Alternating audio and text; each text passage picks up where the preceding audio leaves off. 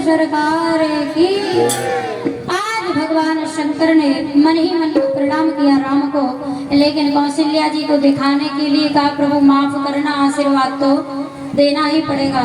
खूब आशीर्वाद दिया और आज लौट करके जैसे ही कैलाश पर्वत जाने लगे, काकभूषण जी से कहा कि चलो। काकभूषण ने कहा कि अब हम लौट के जाने वाले नहीं है, अब हम तो यहीं रहेंगे और भगवान के संग में बाल लीलाओं का आनंद लेंगे।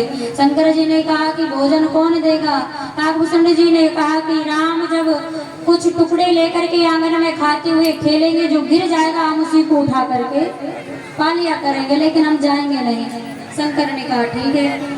आज भगवान शंकर लौट करके कैलाश पर्वत पर आते हैं। इधर भगवान राम का नामकरण संस्कार हुआ, क्योंकि हमारे पास इतना टाइम नहीं है, क्योंकि बाल लीलाएं अगर करेंगे तो इसी में उलझे रहेंगे। और आज हम और आपको कहाँ पहुंचना है? मिथिला। बाराती कौन कौन है? अपनी अपनी तैयारी के साथ आए हो?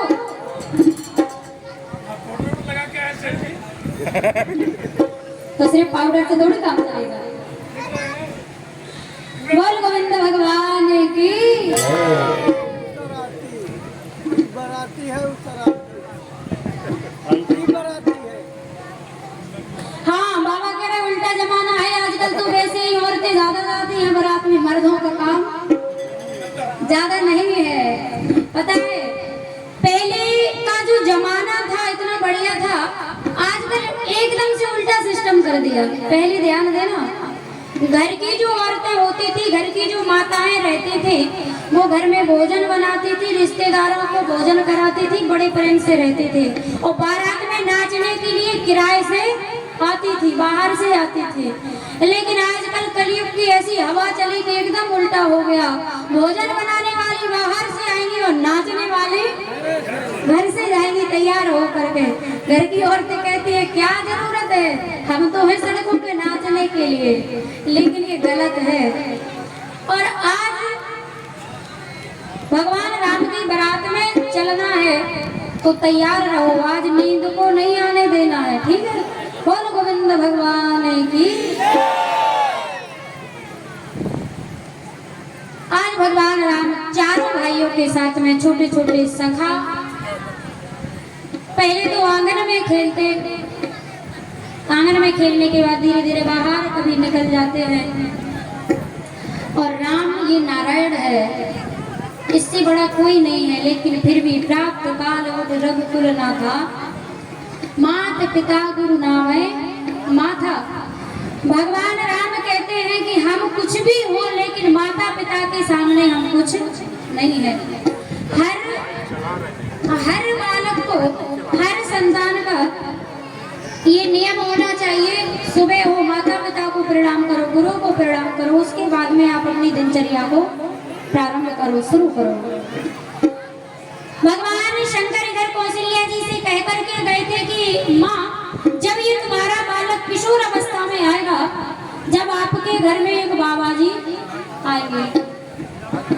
तो कौशल्या जी ने कहा किस लिए आएंगे? भगवान शंकर ने कहा बाबा जी आएंगे और तुम्हारे राम जी को साथ में ले जाएंगे। कौशल्या ने कहा हम नहीं भेजेंगे। क्यों? बाबा जी के साथ में अगर भेज दिया और बाबा जी बना लिया तो, क्योंकि ये दुनिया है।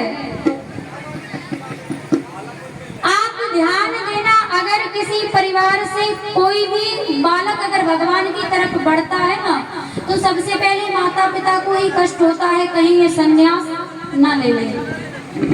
लेकिन कहा जाता है कि जिस परिवार से, जिस कुल से, जिस घर से एक पुत्र भी अगर संत बन गया, अपना जीवन भगवान के चरणों में समर्पित कर दिया, तो एक नहीं उसकी 7 पीढ़ियां तर जाती है। बोल गोविंद भगवान की। और आज कौशल्या जी ने कहा कि हम तो नहीं भेजेंगे। तब भगवान शंकर ने कहा कि सुनो, बाबा जी आएंगे, संग में ले जाएंगे, बाबा जी नहीं बनाएंगे लेकिन विवाह कराएंगे। तब तो कौशल्या ने कहा हम तुरंत भेज देंगे। और आज वो समय आ गया, किशोर अवस्था में भगवान राम, उसी समय एक दिन की बात है, महाराज दशरथ के द्वार पर विश्वामित्र जी का आगमन हो गया। चरणों को धोया, प्रणाम किया। आज अयोध्या नरेश महाराज दशरथ इतने प्रसन्न हुए, अपने ही सिंहासन पर विश्वामित्र जी को बिठाया और विश्वामित्र जी से कहा कि आने का कारण ध्यान देना। तब विश्वामित्र जी ने कहा महाराज, आपके राज्य में अनर्थ हो रहा है और आपको कोई खबर नहीं है। आप कैसे राजा हैं, आप कैसे नेता हैं? अरे नेता तो वो है जिसके राज्य में कोई प्रजा दुखी ना हो। तो महाराज दशरथ ने कहा कि एक बार कहिए तो, क्या बात है, किसे कष्ट है?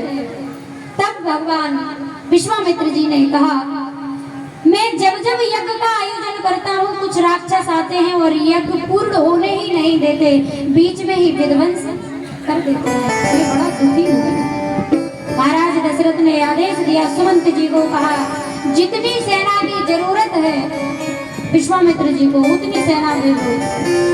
विश्वामित्र जी ने कहा कि महाराज सेना की जरूरत नहीं है, हम सेना लेने नहीं आए, सैनिकों की जरूरत नहीं है।